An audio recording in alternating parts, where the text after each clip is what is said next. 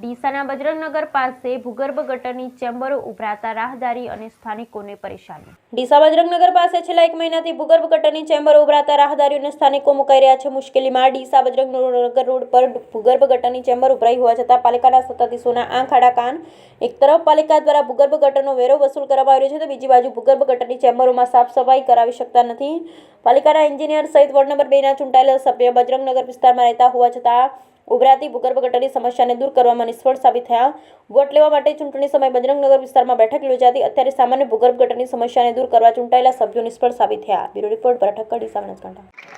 મિત્રો, એવું આપણે કામ કરવું છે કે ડીસાના લોકોને લોકો સન્માનથી જોવે.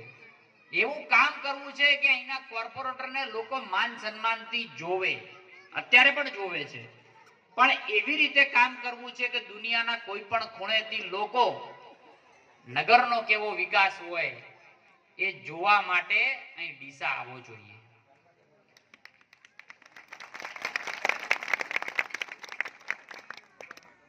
કેન્દ્રની અંદર અને રાજ્યની અંદર બંને ભાજપની સરકાર છે એટલે કહેવાય ડબલ એન્જિનની સરકાર.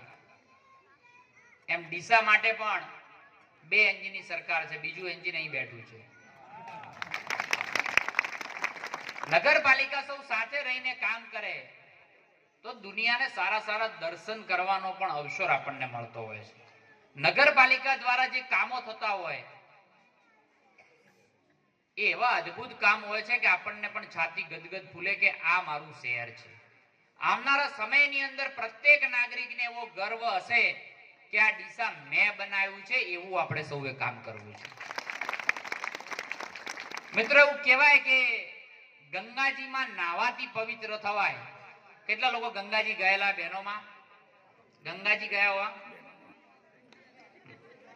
ગંગાજીમાં નાવાથી પવિત્ર થવાય અને નર્મદાને જોવાથી પવિત્ર થવાય. ખાલી નદી ચાલતી હોય ને જોવો તો પવિત્ર થવાય.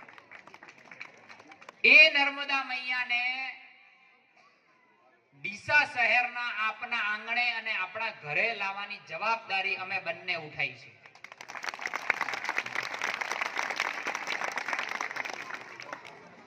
મિત્રો, ડીસા તાલુકાને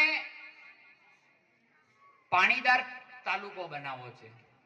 ભૂગર્ભ જળ કેવી રીતે ઊંચા આવે જોવું છે. અહીં જે લોકો રહેવા આવે, આજુબાજુનો વિસ્તાર ડેવલપ થાય, નવું શહેર કેવી રીતે બને, આ બધા જ કામ